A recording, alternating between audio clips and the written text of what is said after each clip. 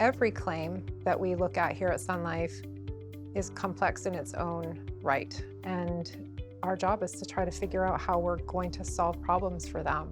We pull people together to make sure we're making the right decision. I know collaboration, we talk about it, but we do it. We do it very well.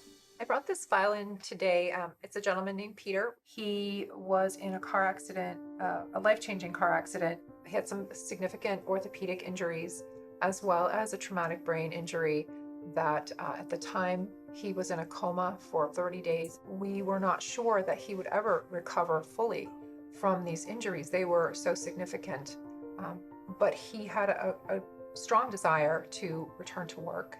So Peter, he's a gentleman who had been out of work for quite some time. After all those years and where we are today with him, you know, he's still recovering and has unmet goals that we can assist with. Thought that this might be a good time for us to regroup and making sure that we're providing him with the help that he needs. So Christine, can you just talk a little bit more about his injuries and then like sort of where he's at right now?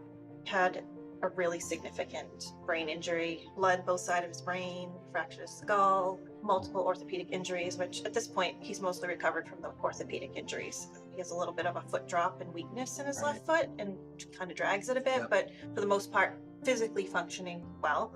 From a cognitive and emotional perspective, he does still have some challenges, but the fact that he's had a part-time job, you know, he's our best indicator of how well he's going to do down the road. I think he is a remarkable man because he's overcome some pretty remarkable injuries. It's not just medical treatment. He really has a sense of, he wants his life back. He's really motivated. He has been working part-time, and we assisted him with going back to school. His goal is to get back to technology. He loves technology.